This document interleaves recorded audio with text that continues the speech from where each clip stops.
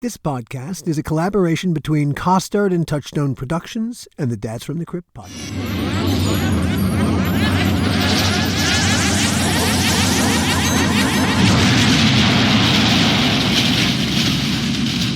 CCPD, this is Marlboro State Police. Dave, Kurt, are you there? Over. Jack, we need your assistance. The town's gone crazy. People are being killed. Over. What's all these reports about circus clowns? These clowns aren't people. They're some kind of creatures, things from another planet. Look, Jack, they're killing people. Officer Mooney is dead. I know I saw it. He was killed by one of these things. Could you send all available units immediately, please? Over.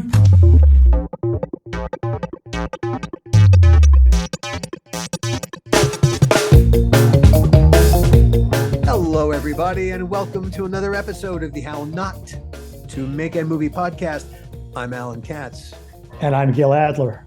Now, before we get started, as always, we want to remind you to please hit the like button and subscribe. It makes all the difference in the world. There you go. So do it now before you forget. forget. There are graphics, and here are the graphics, more graphics. But thank you. So subscribe and like. Gil and I had the opportunity 1,000 years ago to work with the CHIODO brothers.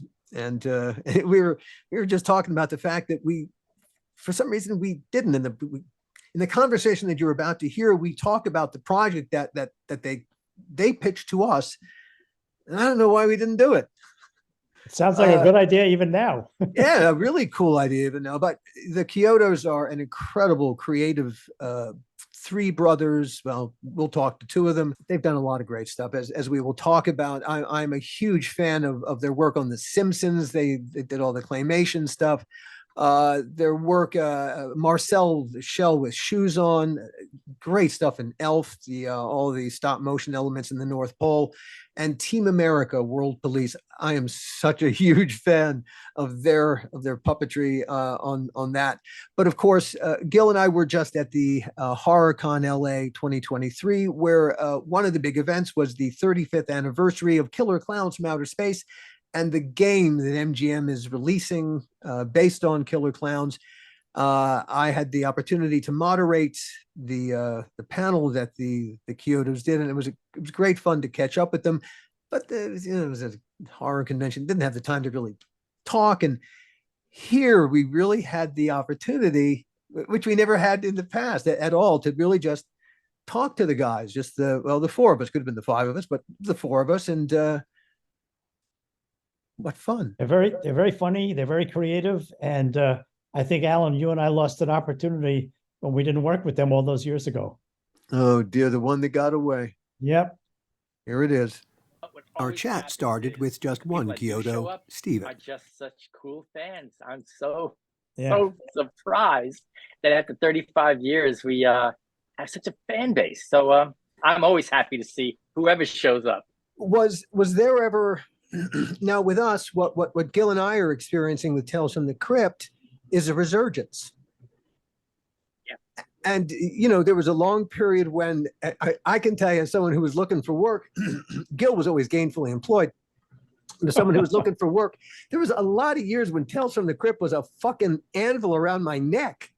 It's like, that's In what it? way? That's it? Oh, that's it? Yeah, oh, well, they look at me like that was 1,000 years ago. Well, I have a similar issue. I usually say Killer Klowns is my first feature film.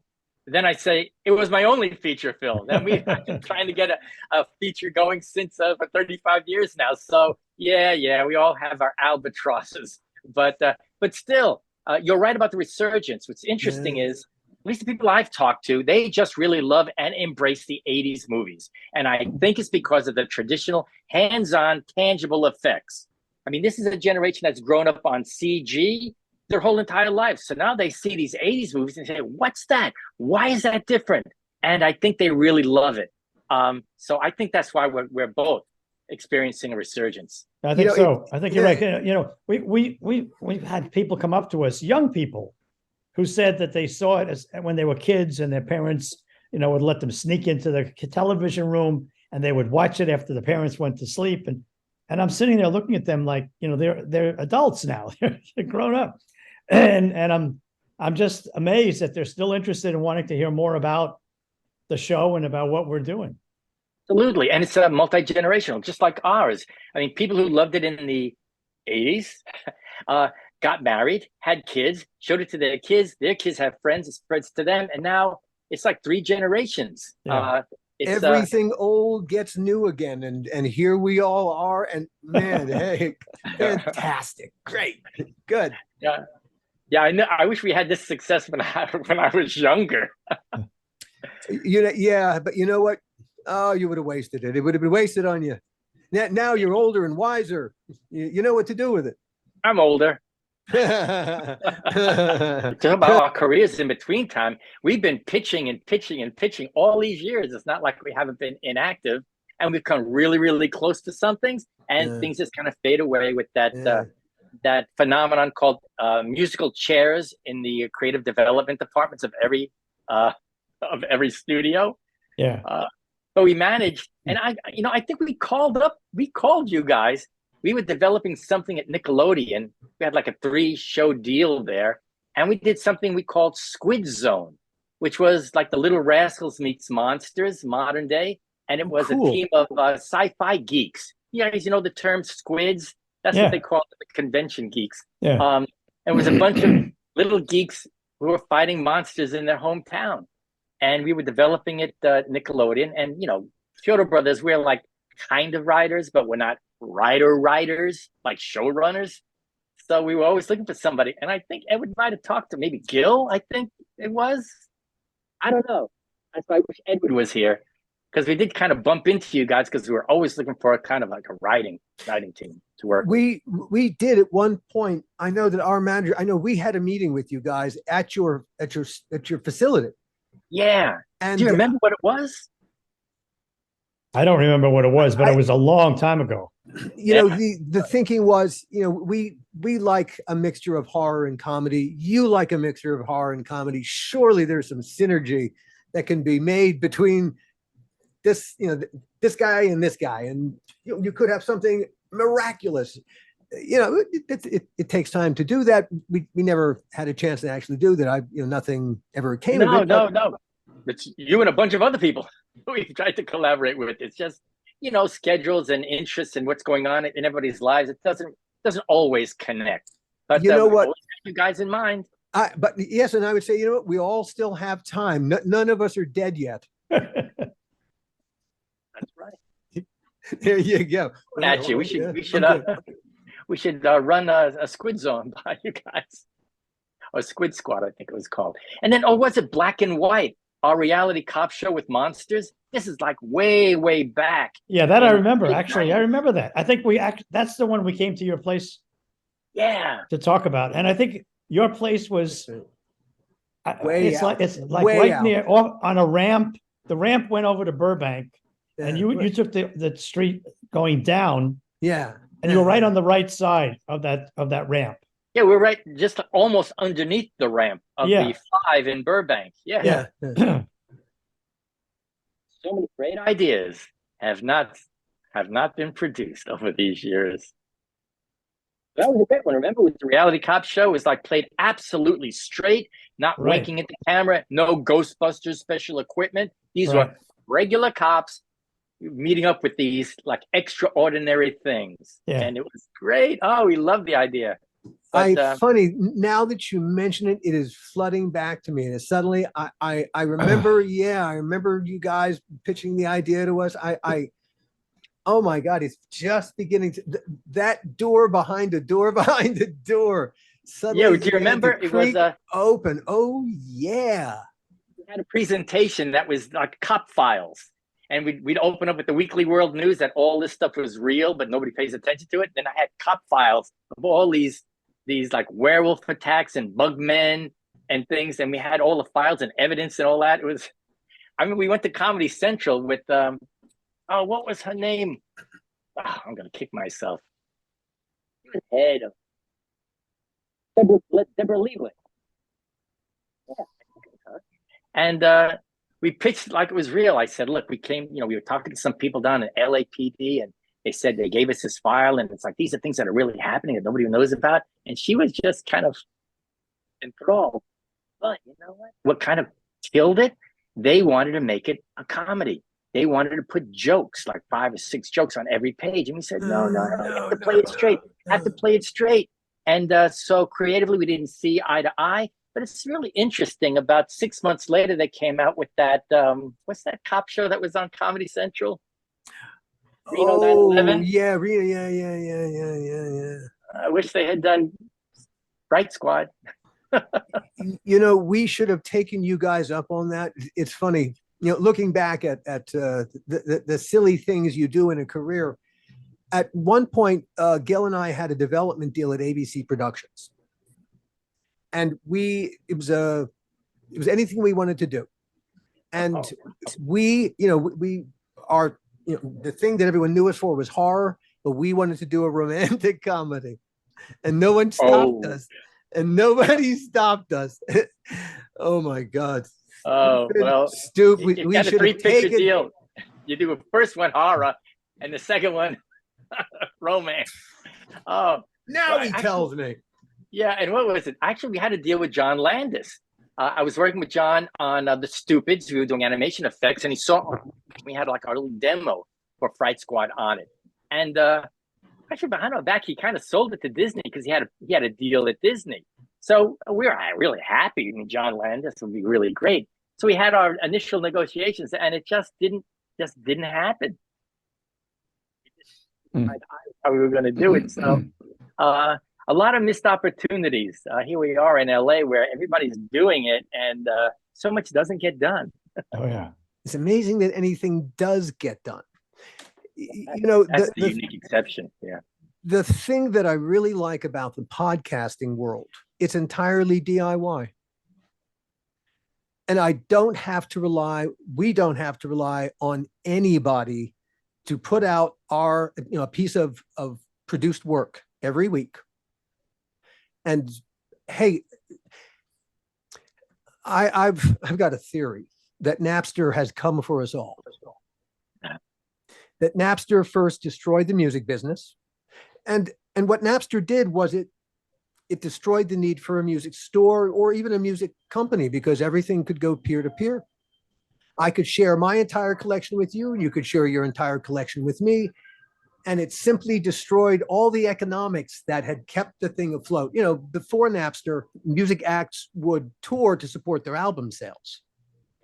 And then Napster destroyed that. And so now you had to basically just give the music away to support, so that hopefully they'd come and see it. They come and see a tour. And buy T-shirts. That's what the merch is what kind of keeps the road shows going. Yeah. So, you know, it completely screwed up the economics. At the end of the day, I think Napster came for us all. And I think the TV business certainly has felt the effects of that. Streaming has a kind of a peer-to-peer quality to it in a strange way. At the end of the day, I think the convention business is peer-to-peer. Yeah. And that is our fans' opportunity to come and really to tell us person to person what we've done, you know, and how much they've enjoyed our work in their lives. And it's how a lot of the future of the business is going to be. It's going to grow out of that peer-to-peer relationship. Well, I think so too. And I think what I liked about it was it democratized filmmaking. Everybody now has an iPhone, which has a 2K, 4K quality that we have at our studio. So now everybody, and I think everybody's an artist, everybody can create. Now we're seeing a greater variety of things done by people out there. And it's really exciting. And it kind of cuts into all the studio stuff. But it's interesting, the streaming world right now is going to be going more towards the traditional broadcast model with commercials and shit. Which I think, it has to. The young people aren't going to go for that. They're going to go for the podcast. They're going to go for the homemade entertainment you guys do. And you mentioned conventions. That's going to be your way to get to them publicly. So you'll go on tour at the conventions to support the stuff you do on your podcast. So I think it just puts more power. You don't have to talk to an executive. You don't have any rules or regulations. You do whatever the fuck you want. I think that's great. There are a couple of filmmakers who were beginning to reacquire the rights to their stuff. And rather than, sell it, having to get pennies from the man, if you want to see their stuff, hey, you just go to their site and you know, it's peer to peer. People always talk about like Killer Klowns.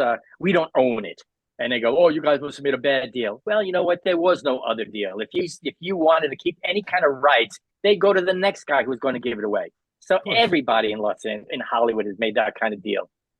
So now you don't have to. Now you can. A good example would be Marcel Lachelle with shoes on. Jenny Slate and Dean Fleischer Camp. They did a funny little thing. Put it on the internet. It's like a fluke for somebody else's mother just to see what they were kind of doing. And it caught on. 35 million hits. Awesome. 2 books and a feature film and an Academy Award nomination. Guess what I wear as a hat? What? A lentil. One time I nibbled on a piece of cheese and my cholesterol went up to 900. Guess what I used to tie my skis to my car? What? A hair. Guess what my skis are? What? Toenails from a man. So there is the power. If it's good, people will grasp it, and you can get the home run. And now you don't have to talk about executives and what's right and wrong and all that kind of stuff and get screwed. You own it. Well, they don't own the movie. They had to give them, I think A24 does. But anyway, they made a movie. Yeah, they leveraged their content really as big as they possibly could, and isn't that the point of the exercise?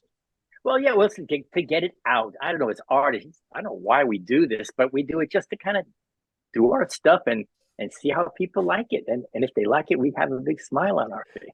I remember we had just finished The Amazing Life Sea Monkeys. And, you know, we had to go into some deficit funding. And we said, what's the cheapest show we could do that we could possibly do? And I was a big fan of Cops.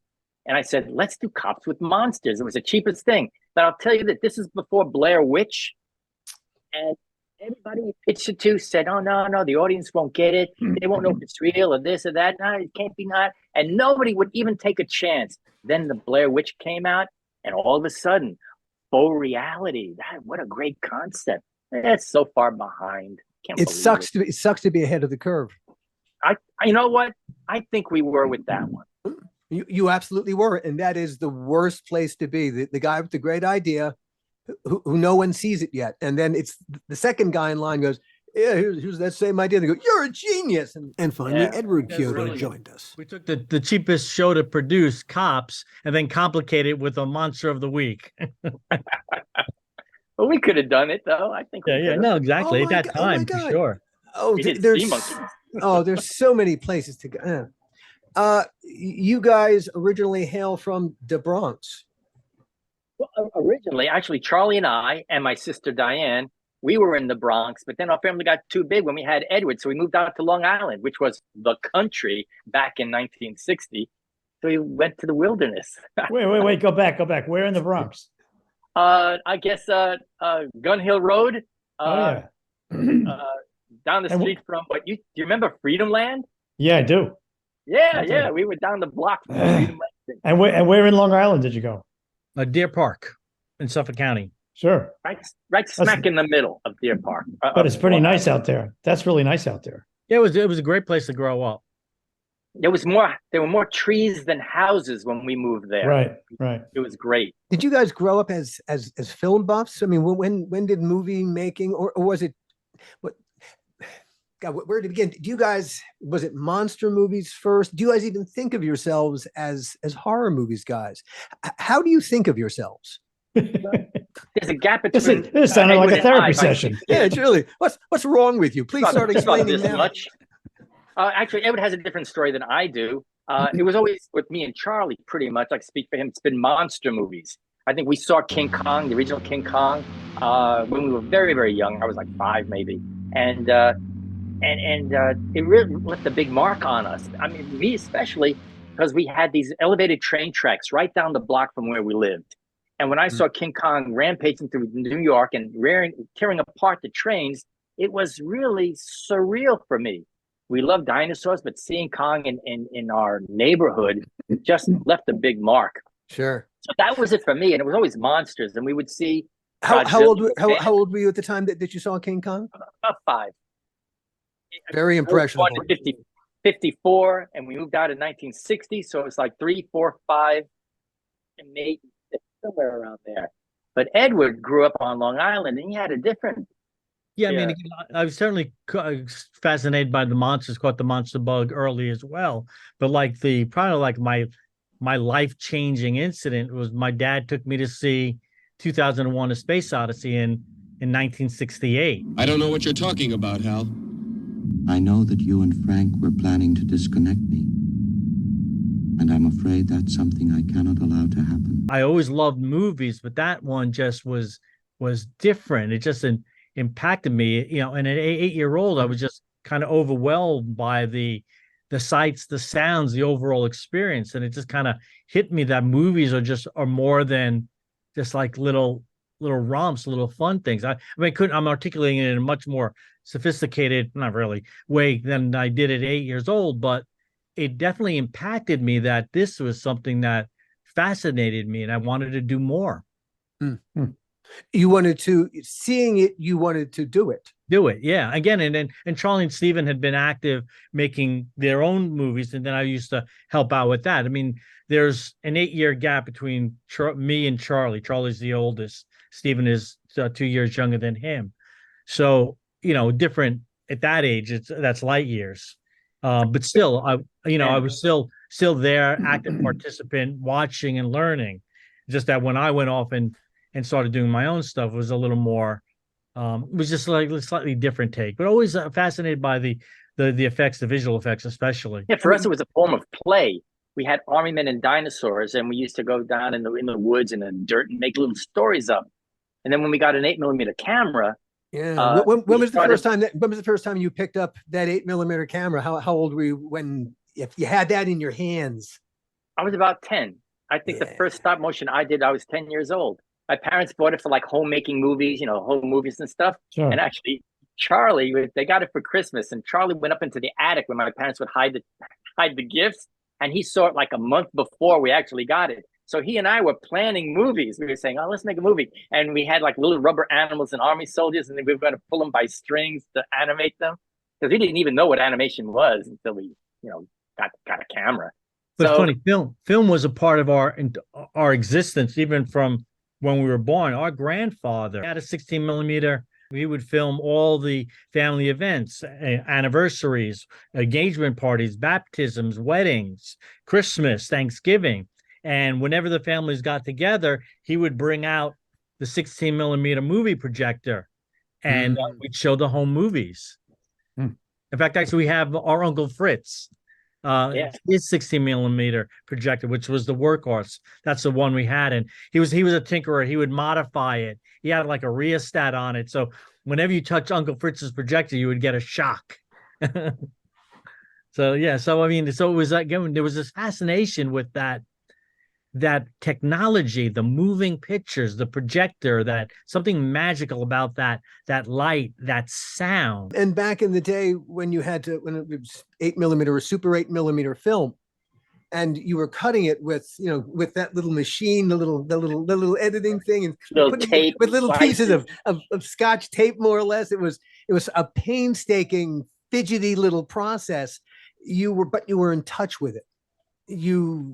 And there was something, I don't know, elemental and organic about all of it. You know, in the old days of editing, when you'd take a grease pencil and, you know, you'd mark your fade from one place on one part of the film to the other. Like this. Yeah. The dreaded chrome sprocket holes. Oh yeah. But for me and Charlie was an illustrator. He could always draw, so he would do drawings and stuff.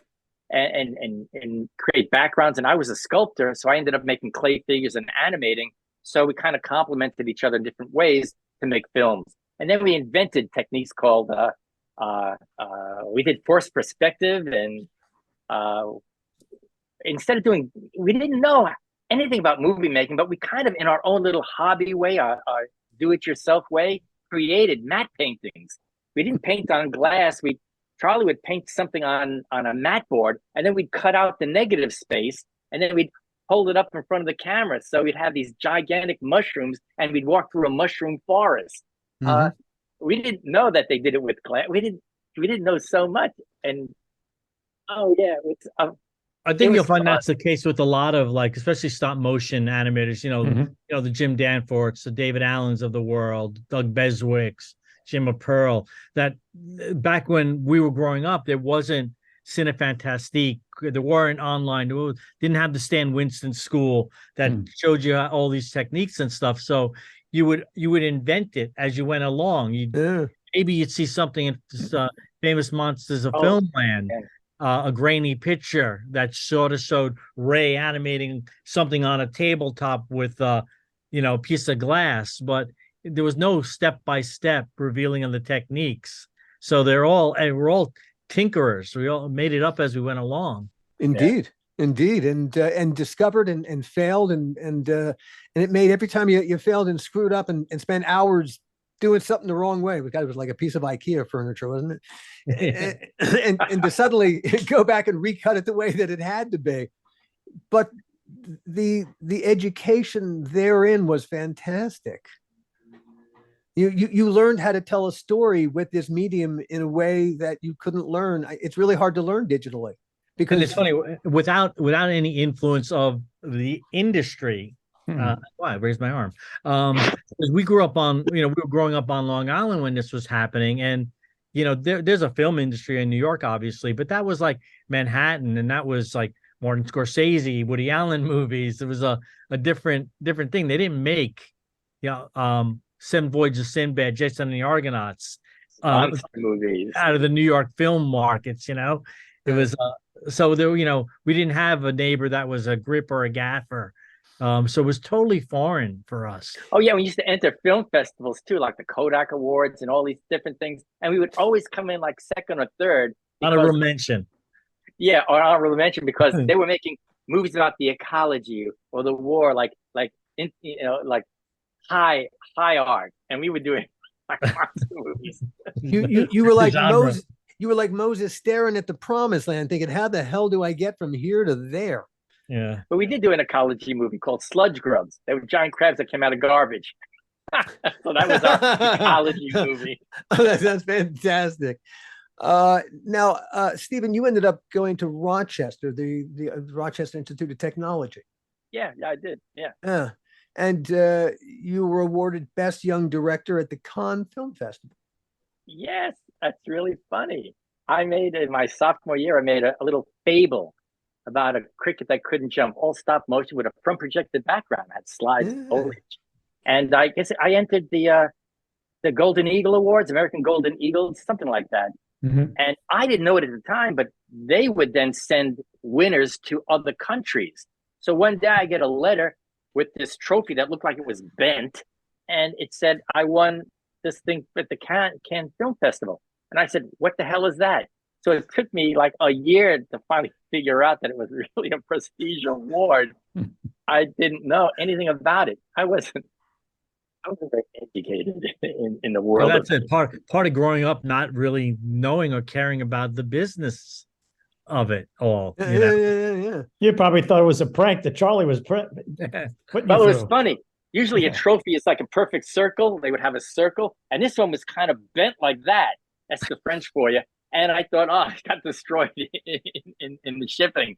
I didn't know what it was. And then I went to New York when I graduated, and people started saying, oh, what's this? I had on my resume. Oh, and they told me what it was.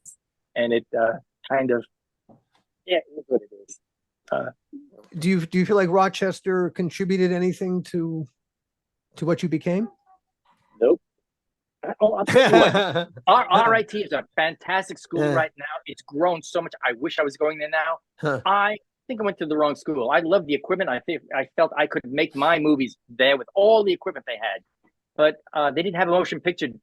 They didn't have a motion picture discipline, and they didn't have a degree. So I had to take photo illustration was what I took, a photography thing. But every class that I had, I was making a film, like the cricket film I made. I would go to my art class and I'd say, I want to make puppets for my film. And they said, okay. My photojournalism class, I'm writing a screenplay for my film. Okay. So I did independent study. So I majored in independent study and just made a bunch of movies. That was my education at RIT, because they didn't have a film major. At that point, that's unfortunate. It sucks to be ahead of the curve yet again. Yeah, it was talking about 1972 to 76. That's when I went there. But now, state-of-the-art equipment there. animation department, CG, computers. It's just a really wonderful campus and school. Edward, where did you go? Several places. I started out at SUNY Purchase. Through high school, I became fascinated with the tech. I was always a bit of a photographer, had my own darkroom at home and stuff. But in high school, I really latched onto the theater arts department, and I was a lighting designer since I was in 10th grade. I was lighting all the senior shows and productions and things. So I always had this. I always wanted to make movies, but again, my first and foremost thing was doing lighting for television, for theater stage. So I went to Purchase, which is had a state of the art theater complex and things. And I went there for a year and then decided that, and it was me. I was 17 when I went away to college, and I wasn't really quite ready for the environment. And it kind of just slapped me in the face that no, I really wanted to do film. I wanted to make movies. And part of that was just the way Purchase was set up, like especially freshmen coming in, we were kind of slave labor for the brand new theater arts complex they had just made. Great people, it would have been a fast track to potential lighting designer on Broadway and top-notch productions, but I just my heart wasn't in it. So I left after a year. It was a great year. I learned a lot actually in that year about myself and just things in general. But then I went to SUNY Stony Brook on Long Island for a year and a half, and I transitioned from theater into film there, and then I ultimately went to Hofstra, and I got my degree in communications. They had a great little indie film department there. They had theater if I wanted to put my toes back in the water, and a great television department. And that's where I met some of my lifelong friends came from Hofstra. That was a great experience. So you ultimately found your place. Yeah. I was on the 5-year plan. Our parents, they kind of didn't question it. They would help us out with financial aid and help us with the tuition. We all had student loans, but Charlie went to Pratt Institute. Stephen went to RIT, private universities. I ultimately went to a private university. I think they maybe caught a break with our sister. She went to a state university for her college career. Yeah, what's interesting about my folks, they didn't really understand what we were doing. They weren't artists themselves, and it was really foreign, but maybe they saw our passion. What did your folks do? What? Well, my father did a bunch of things, but he ended up doing 25 years in the penitentiary. No, a post office. He was in the post office, and my mother worked in she worked in a bank. So they were pretty much blue collar workers, but they just gave us the film. They gave us a projector. They gave us the time and anything we wanted so we could follow this dream of what we wanted to do. Which is a wonderful testament to just their faith in your nature, that, you were going to go off on a route that was absolutely foreign to them. Hard for them to make sense of. I looked when we were clearing out the house. I was looking back through some of my dad's stuff when he was younger. He definitely had an artistic side to him. We would look at his school notebooks. They were impeccable. The note taking, the diagrams and stuff, added color here and there. So there was a presentation quality in him. He worked in the shoe line before he worked for the post office. The plant he was working at, they went out of business. So then he got the civil service job. But even there, he was a cobbler. He was making shoes. So it's funny, but in their generation, post-Depression, World War II, very, very hard for them. Really, really hard for them to take a leap of faith where your work is concerned. And we all took a leap of faith. Yeah, we did. And they supported us. I don't think till the day they left us, I don't think they really understood what we did for a living.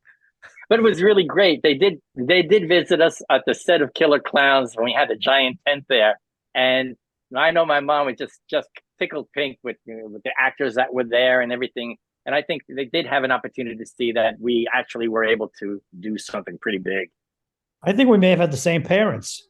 I had the same thing. They had no idea what I did for a living. But friends of my parents would say to my dad, so what's going on with your son? What's he doing?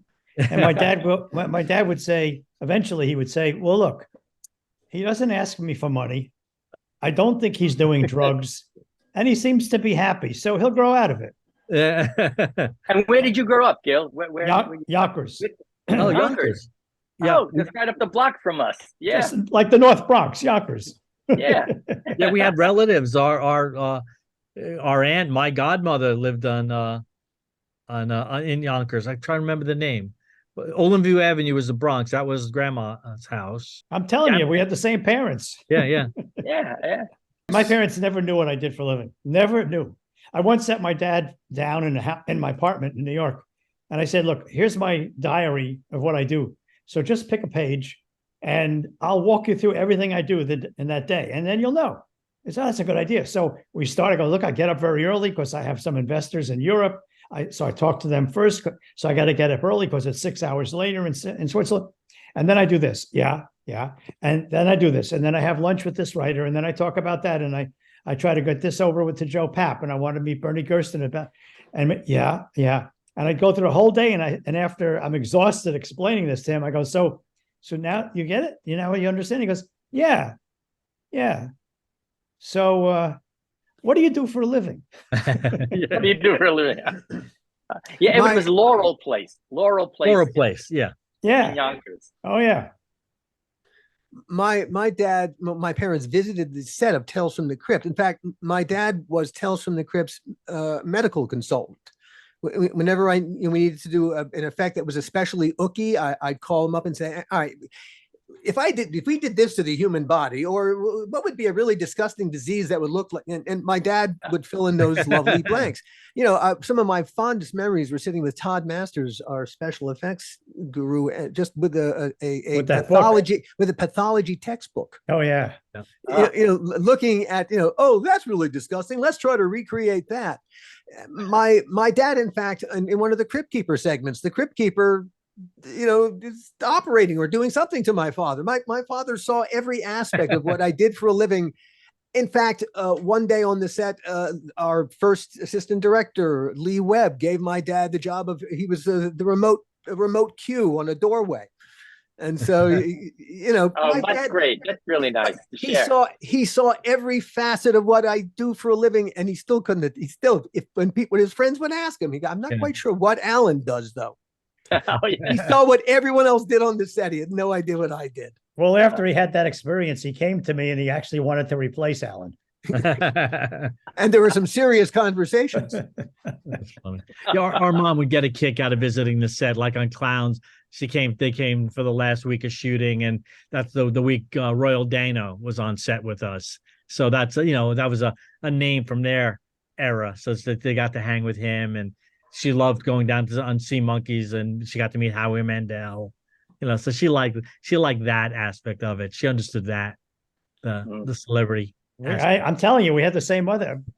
My mom, we were making Bordello of Blood, and Whoopi Goldberg, who was a friend, said she had wanted to be in the movie, and so Alan and I wrote a scene where we put Whoopi into the scene, and so Whoopi's there. My mother's outside next to me near the monitor. And she's looking at the monitor and she's going, what am I looking at? I said, inside, see that wall? On the other side of that wall is a set.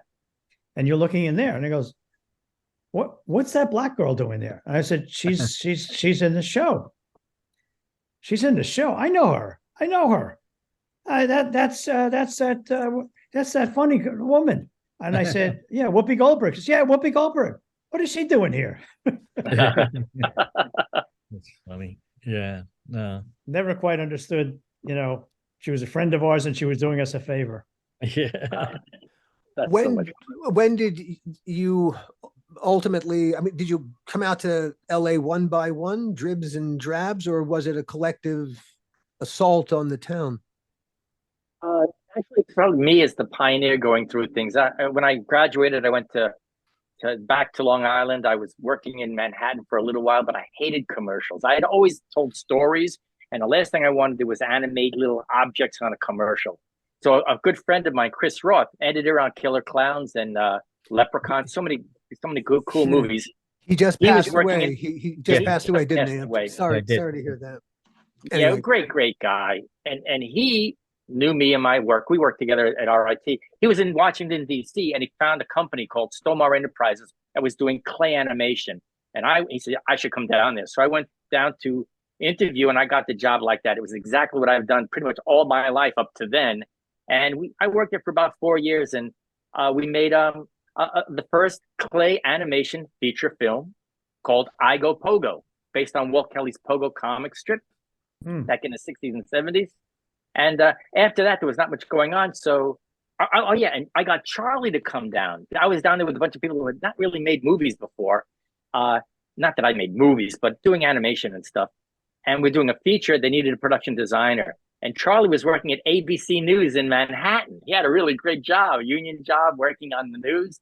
And I said, Charlie, why don't you come down here and let's make this movie? So he quit that, came down to Washington. So Charlie and I were kind of spearheading the creative on this feature. And when that ended, Mom understood that. She did not want him to quit. Right. oh yeah, that's right. I'll bet that was a loud argument. Yeah, I wasn't there for that. Am I frozen, guys? No, you're good. No. Okay, because my image here is. Well, anyway, the long story short, right. Charlie went down to DC, and again, Chris Roth, who was working down there, he went to California, and when Pogo stopped, there was nothing much else to do there, so we decided to go to California. And so Charlie and I went there in 1980, and then we started working for a company called Magic Lantern. Tony Dublin and some guys, they were doing the Jews in Space sequence in Mel Brooks' A History of the World. Charlie and I got a job there. And we started working as Charlie was a designer, a 2D guy, and a painter of prosthetics and stuff. And I was a sculptor and an animator. So we were getting a couple of jobs in LA. And all of a sudden, people started liking our work. And we kind of branched off and started CHIODO Brothers Productions as an effects company with the idea of making films. We were always writing and creating stories and stuff. And we were trying to get something going. And then Edward joined us while we were on set for Albert Pion's Sword and the Sorcerer. We made the Crypt of Heads, and Edward came from the airport, went to Bronson Caves, and was immediately thrust into the cave to puppeteer this giant Crypt of Heads. It was August 25th, 1981. Wow. My 21st birthday. Yeah. And then we collaborated. And just through word of mouth, we never really advertised, but we had a style. I don't know how to describe it, but it was something about even the most realistic thing we did always had a character bent to it that seemed to be reach people better. There's a flavor of whimsy. I don't know what it is. It was really quick. It's really funny, really quick. We did a little promo for our company, a little punk rock dinosaur with spray painting our name on bricks, and we won some kind of festival award. And then somebody was looking for dinosaur documentary footage, and Bill Stout said, "Oh, go to the CHIODO Brothers. They got this dinosaur footage." And we met this guy, Richard Jones, who worked at ABC local. And then he said, "You know what? I know these guys at ABC. They have extra money for specials. You guys have an idea?" And we came up with an idea to do a half-hour special, after-school special for KBC. I directed it. It was live action and animation called Cousin Kevin, about a young boy who has a vivid imagination derived from all the books he's read. And whenever he thinks, becomes real. And he subjects his older cousin to this nightmare adventure as they're camping out in their backyard. It was great. And then what was it? We worked for FAIRYTALE Theater, Shelley Duvall's FAIRYTALE Theater. Hello, I'm Shelley Duvall. Welcome to FAIRYTALE Theater. Yeah, that was a cool show.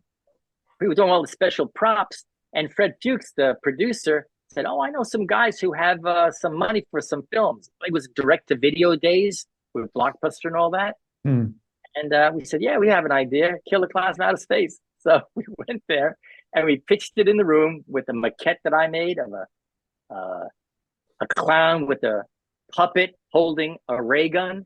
And Charlie did a poster. We had a treatment and we sold it in the room. Killer Klowns from Outer Space. Wow. Awesome. I mean, how can you not sell that in the room? This is easy, we thought. This is easy. Yeah, we could do this. We sold it. How easy to make a movie. The only thing we learned though, the only thing more difficult but selling your first movie is trying to sell a second one after the first one didn't make any money at the box office. Ouch. Damn. Yeah, some things take time to find their audience. Yeah, we're still out there though. We haven't made that second feature yet. But we've done everything else. We've had a TV show, we've had a streaming special, we've done it's been blessed, actually. You've actually you've ended up, while you're waiting to do your second movie, you guys have done work on some amazing projects, and there's one that I just want to. Well, we'll come to that one first. First of all, Marcel, the Shell with Shoes On. Wow, just to be involved with that project. Wow, it is so funny. Guess what I use as a beanbag chair? A raisin. Guess what I do for adventure? I hang glide on a Dorito.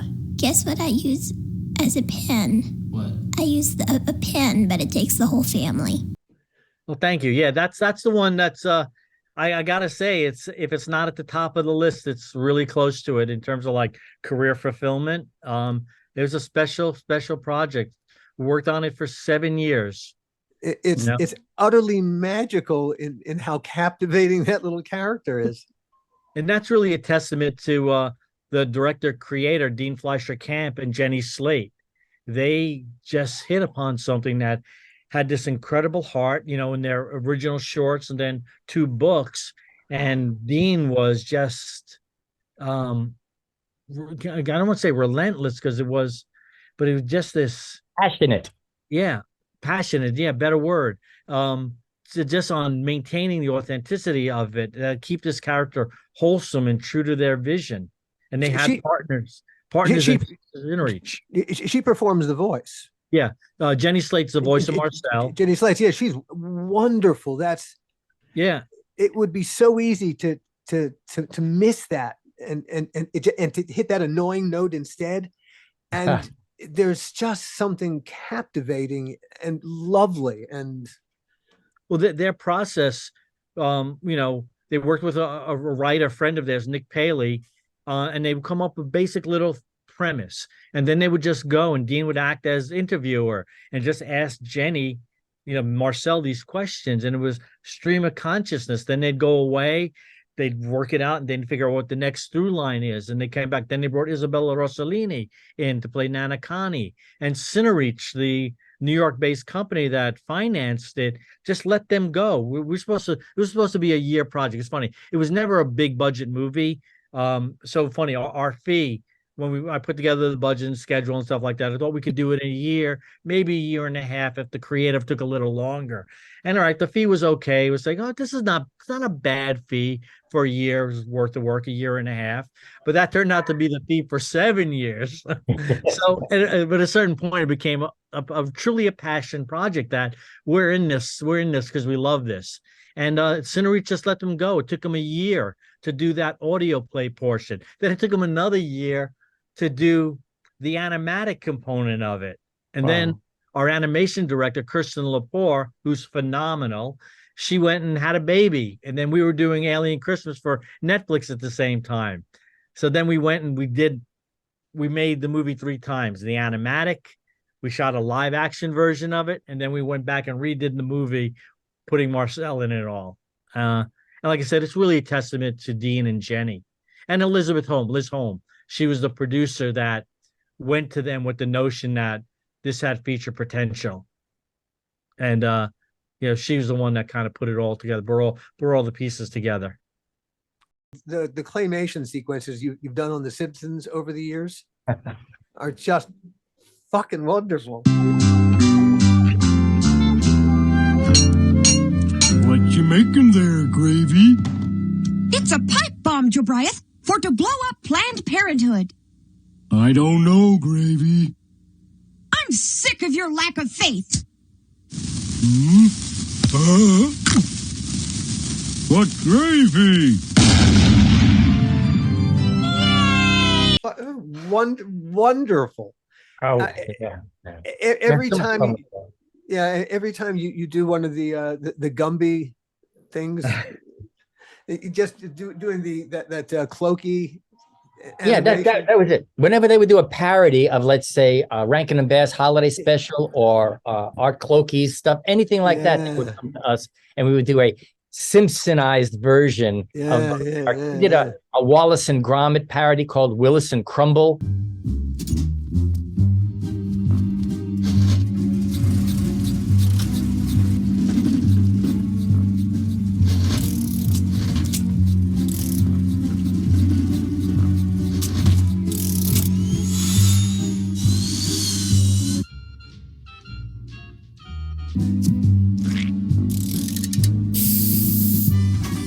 Crumble!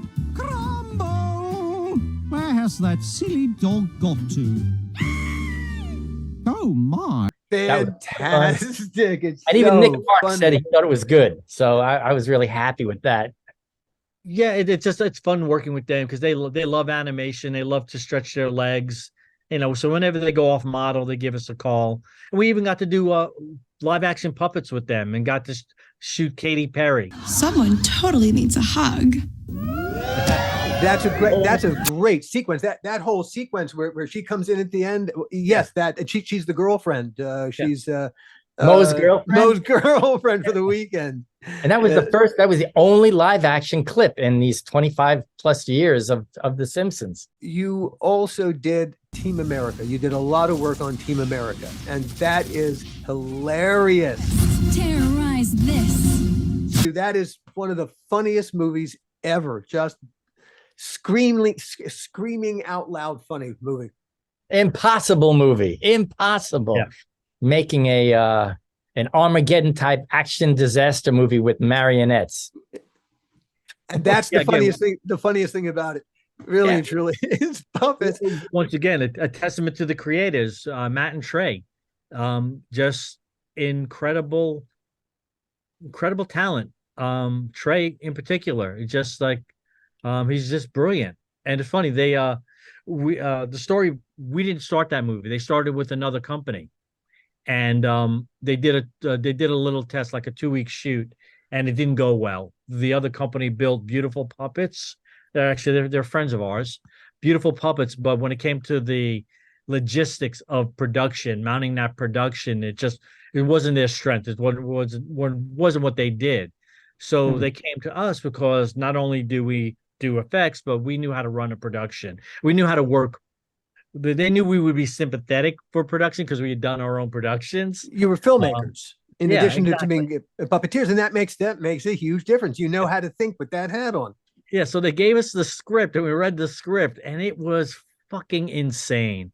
The climax of the movie was on the Golden Gate Bridge with the Chinese army on one side, the Korean army on the other side, a school bus full of children on the bridge during an earthquake.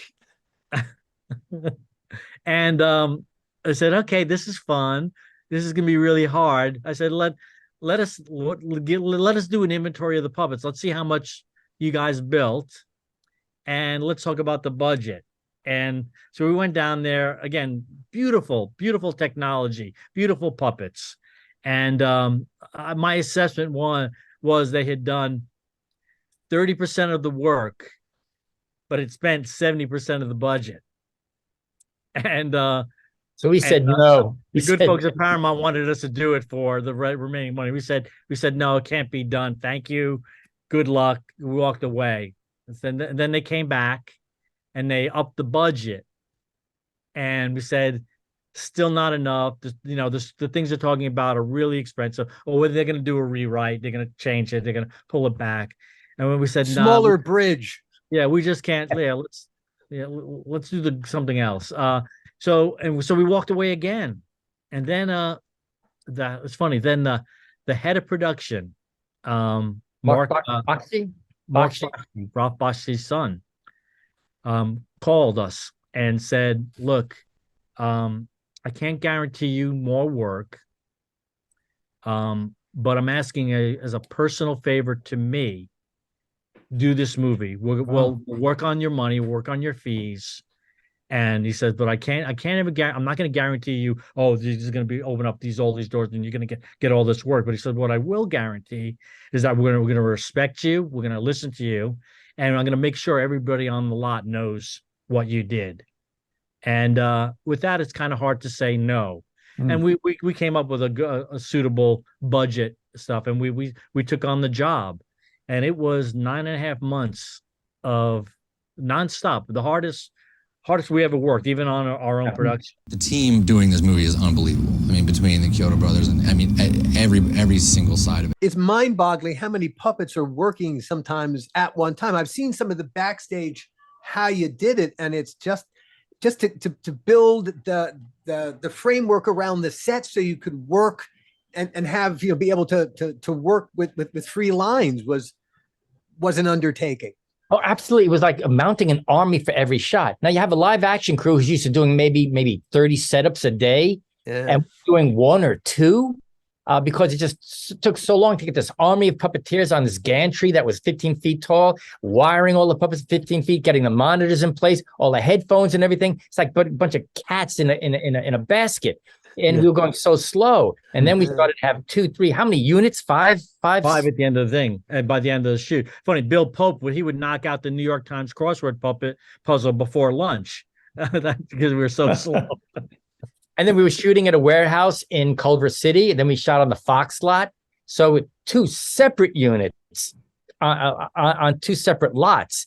It was the most challenging thing I've ever worked on. It was really, really tough and grueling.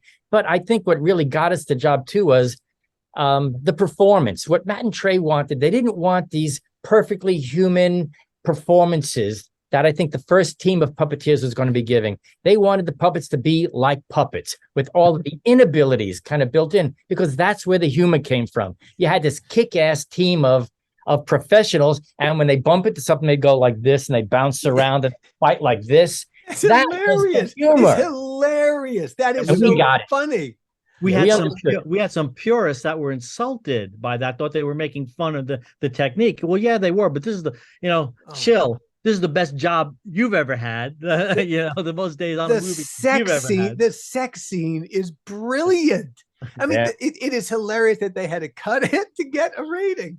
To get the rating, they had to cut. It's puppets, you idiots. It's puppets. Yeah. But they did that on purpose, right? Yeah. But no, I'll tell you, they put those scenes in there so the censors would go, oh, take that out, so they wouldn't. Well, of course they did. Of course they did. But so they would overlook some other stuff. Yeah, but then they had 2 releases. They had the R version and the X-rated version. So those guys. It's genius, and it's a funny story. I'll see if I can tell. Stunningly funny. The original team, they had done the first sequence they did was Spotswood and Gary in the dressing room. And the stories I heard, that was just a nightmare. There was one particular puppeteer on the older side, brilliant marionettist, known for his puppets and stuff, brilliant, top notch. But he was yelling down from the bridge, the puppet bridge, at Trey, "You can't do that. Puppets don't do that. It's impossible." And that's one of the reasons that they didn't want to work with this company. And so it's funny, when we were starting to go to 3, 4, and then 5 units, we were in desperate need of quality puppeteers. The puppeteers, they're abundant in this town, really great ones. Marionetteists, not so much. So we were desperate to get people. So I got this guy's audition, I cut it back together, and I went to Ann Garofino, the producer, their producer, and I said, "Ann, we're really hurting. We need puppeteers. Here, take a look at his reel. Take a look at his work, because I'd really like to bring him on." And Ann just pushed the tape back and said, "If Trey ever sees him again, he will kill him." And yeah, he said the wrong thing. He really did. As desperate as we were, we could not bring this gentleman back. But you're right, Alan. We did have. I was kind of coordinating the puppeteers, and we had 80 puppeteers under the stands during the Rent musical, and the same thing in the big Kim Jong-un's festival at the end, crammed together with, like, we had some rod puppets and marionettes all mixed in, but it was just so. That's why they don't make marionette movies. You won't find and we learned why. Yeah, truly. Was anyone taking video of the choreography of all of you working together? Because that must have been remarkable. Just how you all. This was good this was some good behind the scenes stuff, and we have some stuff that is not on that EPK, not on the DVD stuff. Yeah, I mean, just for reference, we made approximately 60 puppets that we turned into well over 200 characters in that movie. It was we had our basic crew of like anywhere from 12 to 15 people, 18 people a day working the day shift. And then we had a 5 or 6 person night crew that would come in and repair and prep the puppets for the next day. So that's just a puppet crew. That's not the puppeteers. Yeah, and then we had because we were the puppets, they mounted it like a regular production. So typically, like when you do a special effect, you're responsible for everything of that character. You do the wardrobe, you deal with the props and stuff. They didn't do that on this. We were just responsible for the puppets and their performance. So we had a separate costume department, a separate prop department, and there was a whole miniature crew building the whole thing. So it's funny, but because we were doing the puppets and everything revolved around them, we had to wait for every other department to get their shit together and get it on the puppet. So we were always the last ones holding the bag. So we were always the responsible party. Why we're late? Why are we behind? Why aren't we ready? Yeah. Well, wardrobe. What's wrong with you? Yeah, wardrobe took an hour to dress this puppet. Or props there. The rig for shooting the guns wasn't quite ready yet. So we can never. We were always the last guys in the chain. And there you are pointing the fingers at everybody else. Oh yep. my God. It's funny, on the very, very first day of shooting, we had done a test shoot of the face-off sequence where they make Gary up. And we learned a lot from that. And then we went away, we adjusted the inventory of how we were gonna do the puppets and stuff. But then the first day we were shooting and we all show up and none of us were ready. We weren't ready. Props wasn't ready. Wardrobe wasn't ready. Art department wasn't ready. And everyone was afraid to go to production and tell them that they weren't ready. We needed more time. And just when it came time to the shoot call, we blew the generator for the building and the power went out. I think it was my mother. I think my mother, Evan. It took a half day for them to bring a plant in and get it hooked up, and by the time they got it in, we had all caught up. Yeah, it's funny. Gil and I can have told horror stories on our podcast about waiting for special effects guys to have their shit ready.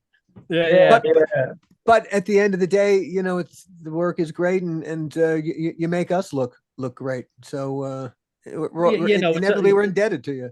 Yeah, the reality is almost all the time we're working with prototypes, something that we threw together in the shop in a 6-8 week period. And it kind of works in the shop, but you don't really know. You don't have the time to dismantle it and then rebuild it for a functioning thing.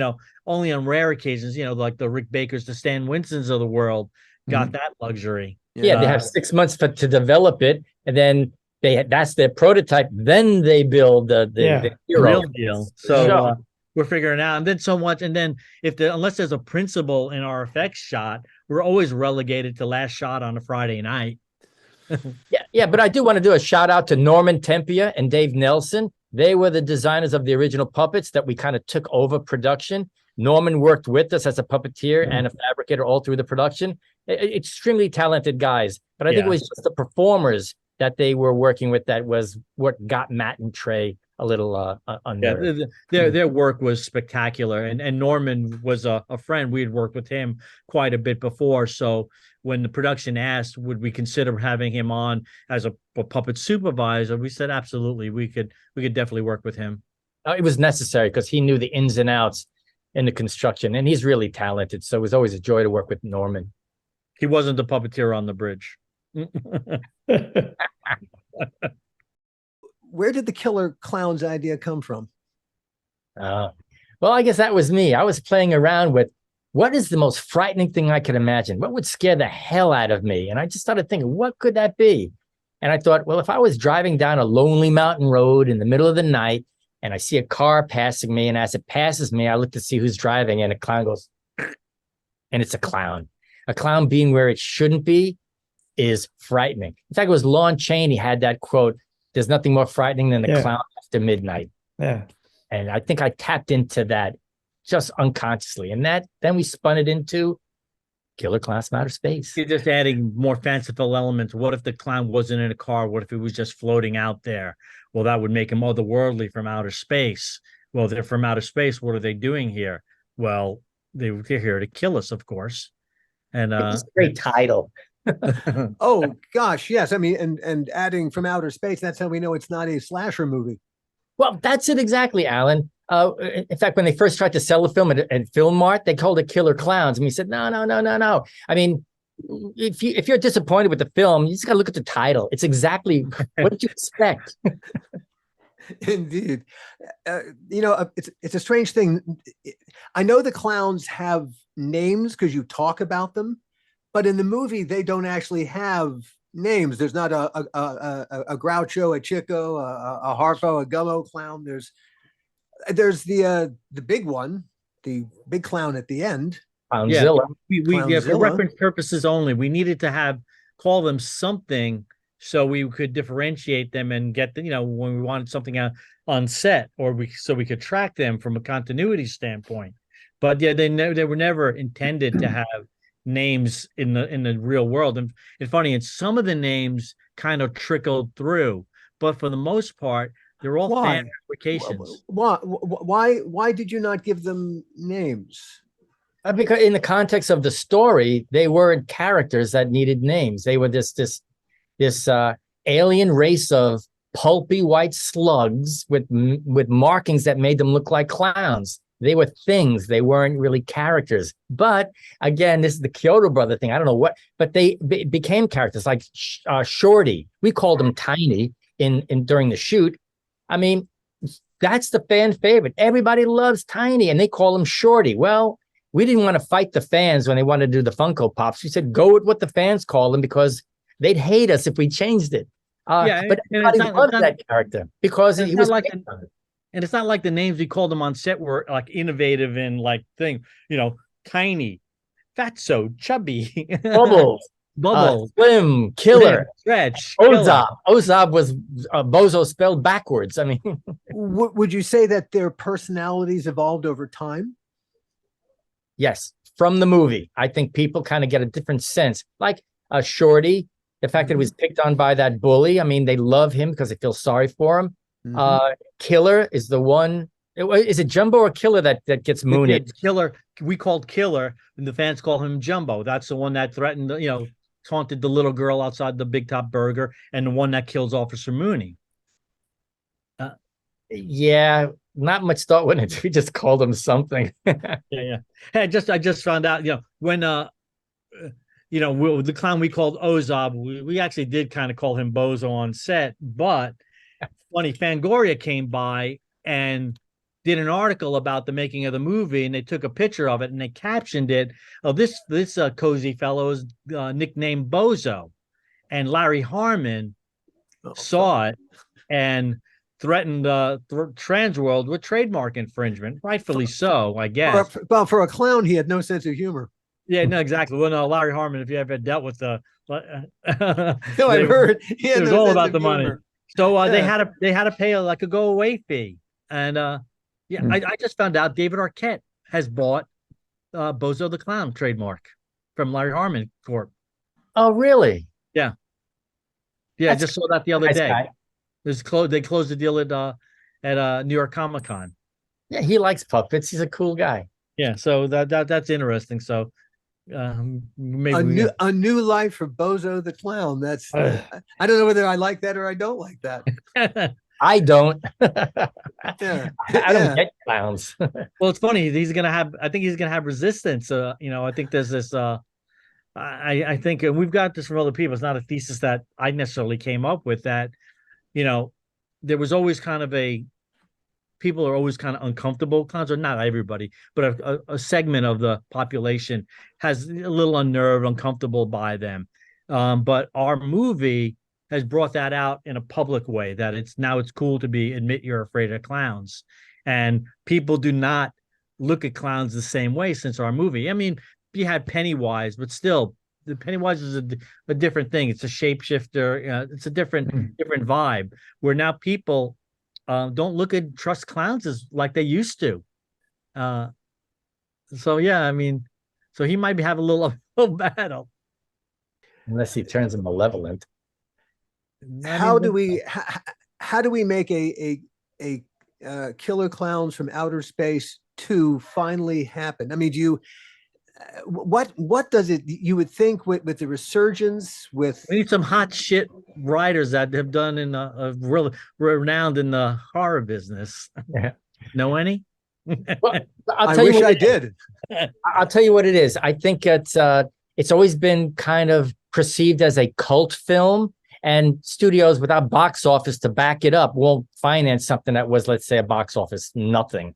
But now it's interesting. I think because of social media, has this resurgence because of the items, and the merchandise, I think, is driving it. You got Funko, you Spirit Halloween, you got the album, you got a video game coming out. And I think the fans' interest, if they continue to enjoy and purchase all this merchandise, it's going to show the powers that be that this is not a cult film. It's a pop culture phenomenon that they could then start to mine other things. So we think with the success of all of this merchandise, it's going to give us probably the leg up for the first time ever that there could be something going on. You remember I said that Napster came for everybody? Well, that's that's the Napster effect, because literally it is the ability of fans. You know, when you cast a movie now and you got to choose between two actors, you'll choose the actor with the better social media following. Yeah. Because they're going to bring more eyeballs to the project. Yeah. So we're hoping the video game will be kind of that real world barometer of what its reach is and popularity. You know, if it does well like we think it's going to, then I think we open up some eyes. Do you have a script ready? Have you do you have, if someone suddenly, if an executive suddenly had that flash of genius and suddenly went, well, we don't need to spend a fortune on this, but we could make, a Killer Klowns 2 for that number there and probably make a ton. No, we do have a script. We've been developing something all along, but we decided that we don't want to do a single theatrical movie. You put all this effort into a film, you have one weekend to prove its box office, and you don't know what you're up against. So all of that could just go down the tubes, and it ends up going on cable anyway. We are proposing a trilogy in 4 parts that is, and we've got one of the first scripts going, and it's an incredible arc. And we want to go to cable streaming. We want to have like a 8 to 10 part miniseries that we could really follow characters across a longer arc and really open up the world of clowns, that whole universe. Because if we are merchandising it, we need to start feeding with new ideas, new characters, new weaponry, new gizmos. And I think a feature film won't do it, but I do think keeping it on cable forever is going to launch what I think they feel is going to be the big money maker, which is merchandising. Yeah. Oh, considering how the world is, a streaming series, paid for by subscription or ad dollars is neither here nor there, but this is great content for a streaming environment. You could go so many places, and the audience, these days, you'd want to explore all the different ways the story could go, and you can't. Who's got the time in a feature and the risk and demographics? It could be promoted on a specific streamer that caters to that genre. It's just it's so much more, deep compartmentalized these days in terms of what's available.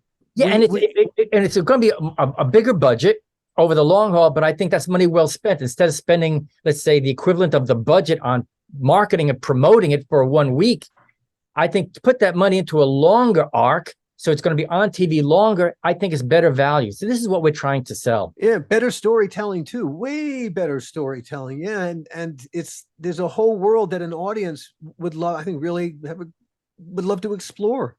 Yeah, and I think young audiences they don't go to theater that much. They watch it on cable or on TV. On So their phone, they want it on their phone, man. Yeah, So, I mean, really, we'll truly, see. it's well. We're hopeful. Hopefully, there is some clever person who wears a suit to work every day who was going to hear this and claim the stroke of genius was theirs.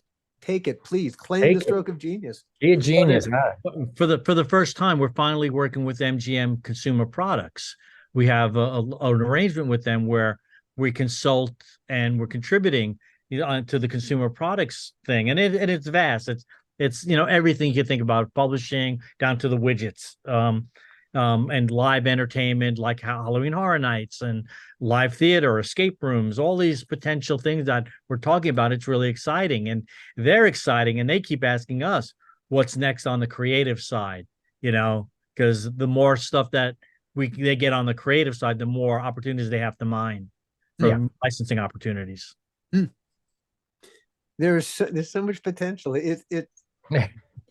Wow, it's mind blowing. Well, guys, we cannot thank you enough for spending time with us today. Hey, since Charlie didn't make it, you want to talk behind his back for a few? I wonder what he's doing. Yeah. Well, he's the eldest one. Maybe he's taking a nap. Yeah, maybe. I think so.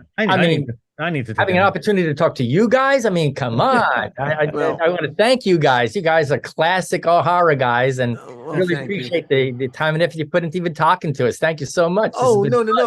Really and truly, we missed an opportunity 1,000 years ago, and I'm still kicking myself. Yeah, and it's long overdue. I mean, it's amazing that we haven't spoken to you guys in so long, and it's like, has it really been that long? And it has. I talked to Mitch Stein. He still reps us, and he says, "Oh." He said hello next time I talk to you guys. So yeah. I'll say hi back. Wow. Yeah. He's still working and yeah. Wow. Well, I'm going to go out on a limb here and say that we should continue talking, the four of us, that we ain't dead. Yeah. And we're still here creating shit, and we have very similar sensibilities. Well, we'll throw some stuff at you guys, and you guys can throw some stuff at us, and we'll see what happens. Yeah. And then we'll all throw it at Charlie. Yeah, exactly. We'll throw it at Mitch. Mitch Shellis. Yeah, right. That's his job. He's the person to throw it. And indeed, thank you again, guys, and thank you. Thank so you, good everyone. seeing you. Yeah, well, thank you for tuning in. We'll see you all next time. The How Not to Make a Movie podcast is executive produced by me, Alan Katz, by Gil Adler, and by Jason Stein. Our artwork was done by the amazing Jody Webster, and Jason Jody, along with Mando, are all the hosts of the fun and informative Dads from the Crypt podcast. Follow them for what my old pal the Crypt Keeper would have called terrific crypt content.